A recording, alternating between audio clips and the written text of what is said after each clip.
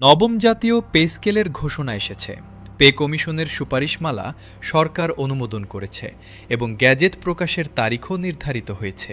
কিন্তু একটি pay scale ঘোষণা করা আর সেটি সফলভাবে বাস্তবায়ন করা দুটি সম্পূর্ণ আলাদা বিষয়। বাংলাদেশের ইতিহাসে প্রতিটি পে স্কেলের বাস্তবায়নে কিছু না কিছু জটিলতা ও চ্যালেঞ্জ দেখা দিয়েছে। নবম পে স্কেলও এর ব্যতিক্রম নয়। ২২ লাখ সরকারি কর্মচারীর বেতন একসাথে পুনর্নির্ধারণ, নতুন গ্রেড কাঠামো বাস্তবায়ন, বকেয়া বেতন পরিশোধ এবং ডিজিটাল ব্যবস্থাপনার সমন্বয়ে এইসব মিলিয়ে বাস্তবায়ন একটি বিশাল প্রশাসনিক চ্যালেঞ্জ। আজকের বিশ্লেষণী প্রতিবেদনে আমরা নবম পে স্কেল বাস্তবায়নের পথে কোন কোন চ্যালেঞ্জ রয়েছে, সেগুলো কিভাবে মোকাবেলা করা যাবে এবং সফল বাস্তবায়নের জন্য কি কি পদক্ষেপ নেওয়া দরকার সেই বিষয়গুলো বিস্তারিতভাবে তুলে ধরব। নবম পে স্কেল বাস্তবায়নের প্রথম ও সবচেয়ে বড় চ্যালেঞ্জ হল আর্থিক সম্পদ সংগ্রহ ও বরাদ্দ। নতুন পে স্কেলে বেতন উল্লেখযোগ্যভাবে বাড়লে সরকারের বার্ষিক বেতন ব্যয় হাজার হাজার কোটি টাকা বাড়বে। এই বাড়তি অর্থের সংস্থান কোথা থেকে হবে সেটি একটি কঠিন প্রশ্ন।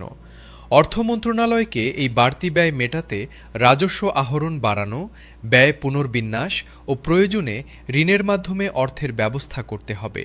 নবম পে স্কেলের বাস্তবায়নে কর্মচারীদের অভিযোগ নিষ্পত্তির ব্যবস্থা আগে থেকেই প্রস্তুত রাখা দরকার। বাস্তবায়ন শুরুর পর অনেক কর্মচারী হয়তো মনে করবেন তার বেতন সঠিক হয়নি, গ্রেড ঠিকমতো নির্ধারিত হয়নি বা কোনো ভাতা ভুলে বাদ পড়ে গেছে। এই ধরনের অভিযোগ দ্রুত ও সুষ্ঠুভাবে নিষ্পত্তি করার জন্য একটি বিশেষ অভিযোগ সেল গঠন করা প্রয়োজন। প্রতিটি মন্ত্রণালয়ে একটি করে অভিযোগ গ্রহণ কেন্দ্র স্থাপন এবং নির্দিষ্ট সময়ের মধ্যে সমাধান দেওয়ার প্রতিশ্রুতি থাকলে কর্মচারীরা আস্থা রাখতে পারবেন। অতীতের পে স্কেল বাস্তবায়নের অভিজ্ঞতা থেকে শিক্ষা নেওয়া নবম পে স্কেলের জন্য অত্যন্ত গুরুত্বপূর্ণ। অষ্টম পে স্কেল বাস্তবায়নে যে সমস্যাগুলো দেখা দিয়েছিল সেগুলো চিহ্নিত করে এবার সেই ভুলগুলো এড়িয়ে চলতে হবে। বিশেষজ্ঞরা বলছেন যে অতীতে বাস্তবায়নের সবচেয়ে বড় সমস্যা ছিল কেন্দ্রীয় তদারকির অভাব এবং তথ্যের অসামঞ্জস্য। এবার একটি শক্তিশালী কেন্দ্রীয় বাস্তবায়ন কমিটি গঠন এবং প্রতিটি পর্যায়ে নিয়মিত অগ্রগতি পর্যালোচনার ব্যবস্থা রাখলে বাস্তবায়ন আরও সুষ্ঠু হবে। সময়সীমা মেনে বাস্তবায়নের চ্যালেঞ্জটিও উল্লেখযোগ্য। গ্যাজেট প্রকাশের পর নতুন বেতন কখন থেকে কার্যকর হবে এবং বকেয়া কবে পরিশোধ হবে সেই সময়সীমা নির্ধারণ ও তা মানা অত্যন্ত গুরুত্বপূর্ণ। কর্মচারীরা দীর্ঘদিন ধরে অপেক্ষা করছেন এবং গ্যাজেট প্রকাশের পর যদি বাস্তবায়নে আবার দেরি হয় তাহলে তারা হতাশ হবেন। তাই গ্যাজেট প্রকাশের আগেই বাস্তবায়নের একটি সুনির্দিষ্ট সময়সূচি তৈরি করে সকলকে জানানো দরকার।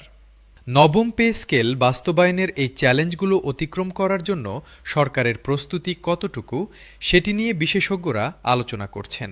অর্থ মন্ত্রণালয় ইতিমধ্যে বাস্তবায়নের একটি প্রাথমিক পরিকল্পনা তৈরি করেছে এবং প্রতিটি মন্ত্রণালয়কে প্রস্তুতি নিতে নির্দেশ দেওয়া হয়েছে।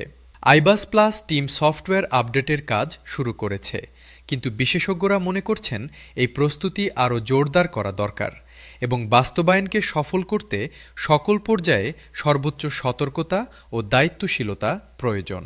নবম পে স্কেলের সফল বাস্তবায়ন বাংলাদেশের প্রশাসনিক সক্ষমতার একটি পরীক্ষা। যদি এই বিশাল কাজটি সুষ্ঠু ও সময়মতো সম্পন্ন হয় তাহলে এটি প্রমাণ করবে যে বাংলাদেশের প্রশাসন জটিল কাজ সফলভাবে করতে সক্ষম। আর যদি বাস্তবায়নে অনিয়ম বা বিলম্ব হয় তাহলে কর্মচারীদের আস্থা কমবে এবং পে স্কেলের সুফল পেতে আরও দেরি হবে।